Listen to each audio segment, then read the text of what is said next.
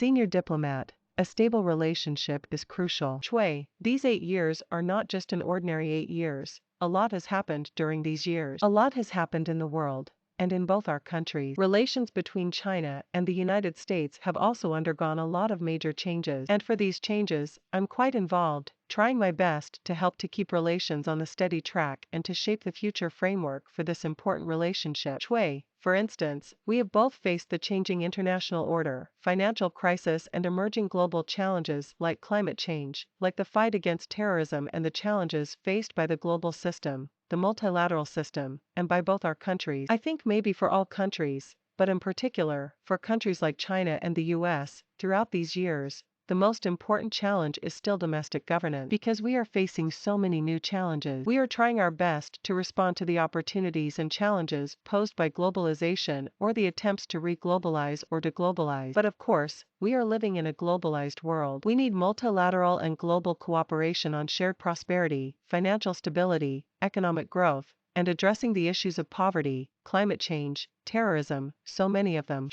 First of all, I think for all these three presidents, I could see, as far as the domestic policies are concerned, the pendulum swings to the left and to the right. I don't know how and when it will come to the middle. This is America's problem. For the relations between China and the US, I think basically they have tried to manage it. They have tried to move it in a way that will serve American global strategy. So on that, I don't think there are substantive differences. Of course, they use different tactics, and they follow different approaches, so there are also differences.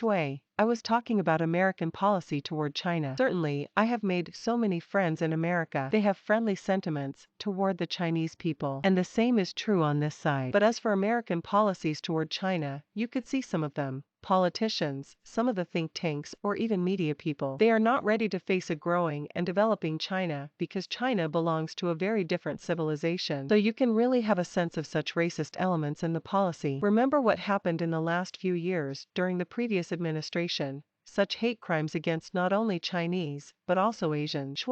Fundamentally, there's a difference in world outlook. I'm not saying that all Americans believe this, or all Chinese believe that. But for many people in America, there is such a mentality, a mindset of winner takes all, and America should always be the leader in the world, should have global dominance. And maybe America is the only winner, and the winner should take all. But for us in China, it's quite different. We believe in win-win outcome. We never believe there should be one single, or one or two leaders, in the world, could have total dominance. We believe in real equality among all people, and we should try to achieve win-win outcomes. Sometimes you should not have winners versus losers. We need more communication and a better understanding of this.